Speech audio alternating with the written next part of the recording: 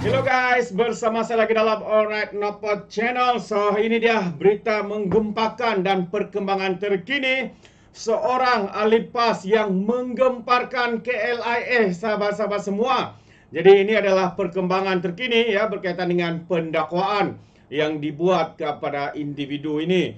Jadi sahabat semua, tanpa buang masa, apakah perkembangan yang baru kita terima atau baca ya daripada Malaysia kini, yang mana menyatakan bahawa suspek yang ditahan, yang telah pun ditahan ini ya, kes tembak di KLIA, mengaku ya tidak bersalah atas 7 pertuduhan.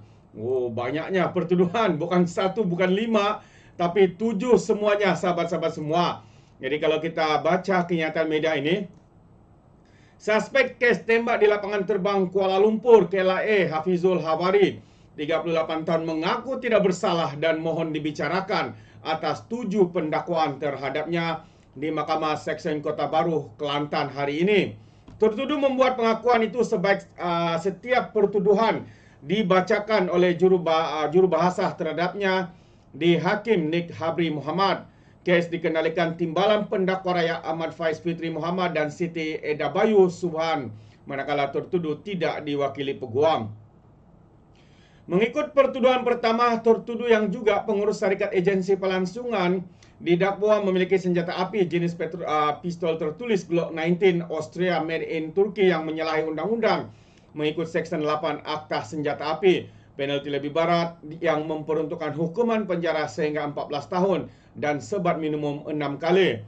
Pertuduhan kedua pula didakwa memiliki 33 butir amunisi atau peluru tanpa lisensa mengikut Seksyen 8 Akta Senjata 1960 dan boleh dihukum di bawah Seksyen 8 Akta yang sama, yang boleh dipenjarakan maksimum 7 tahun atau denda lebih daripada 10,000 atau kedua-duanya sekali.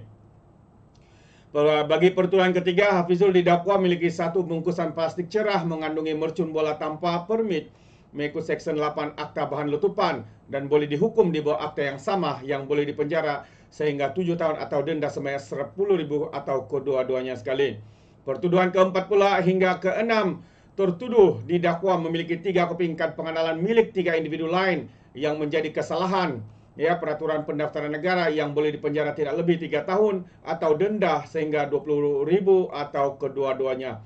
Dan pertuduhan terakhir, tertuduh didakwa memandu kereta jenis Honda Civic warna putih yang menggunakan nombor pendaftaran palsu mengikut Seksyen 1083 dalam kurungan F Akta Pengangkutan Jalan 1987 dan dihukum di bawah akta sama. Selain itu boleh didenda tidak kurang 5,000 hingga 20,000 atau penjara 1 tahun atau kedua-duanya sekali.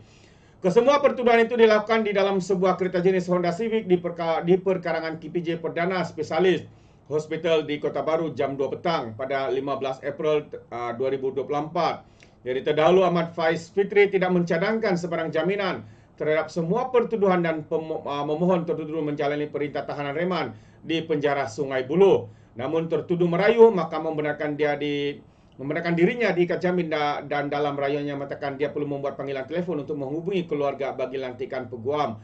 Bagaimanapun mahkamah tidak membenarkan tertuduh diikat jamin bagi pertuduhan pertama hingga ketiga, dan tertuduh juga mempunyai kes lain di Selangor. Namun bagi 3 pertuduhan memiliki kad pengenalan ya seorang penjamin dan tertuduh nomor pendaftaran juga palsu RM10,000. Mahkamah kemudiannya membenarkan tertuduh ditahan reman di penjara Sungai Buloh dan menetapkan 23 Mei depan sebagai tarikh sebutan semula kes.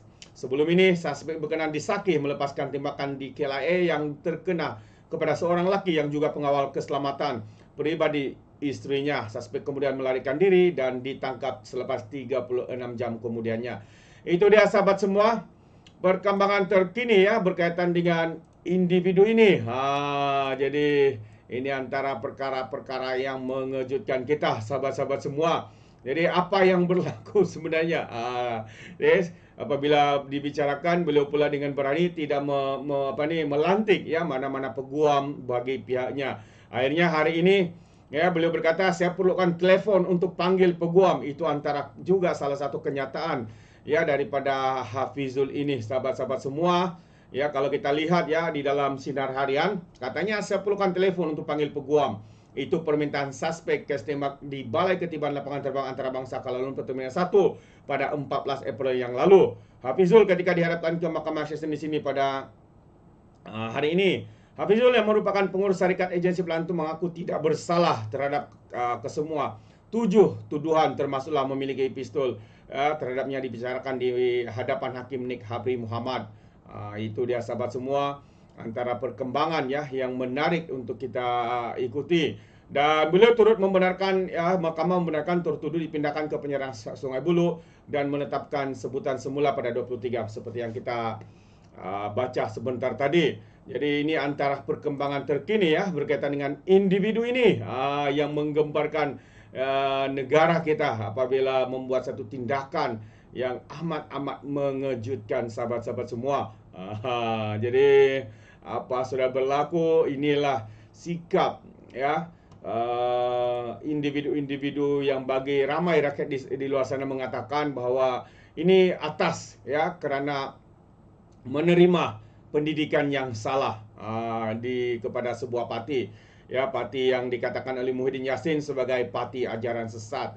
Dan beginilah ekstrimnya mereka ya, apabila hanya kerana ditolak dan tidak dapat mengawal emosi ya, apabila dikatakan beliau telah dicadangkan ataupun mahu diceraikan oleh istrinya, mungkin beliau tidak dapat menerima kenyataan dan akhirnya membuat satu tindakan yang amat-amat mengejutkan kita dan menggemparkan seluruh negara. Perkara yang jarang, tidak pernah berlaku sahabat semua, tapi ianya ya berlaku hanya kerana kegagalan mengawal emosi dan sebagainya. Syukur ya individu yang menjadi mangsa kepada kepada individu ini yang membuat tembakan ini, yaitu seorang pengawal pribadi, kita difahamkan bahwa beliau sudah pun sedar ya daripada koma ya selepas mengalami ataupun selepas pembedahan berjaya dilakukan oleh pihak hospital.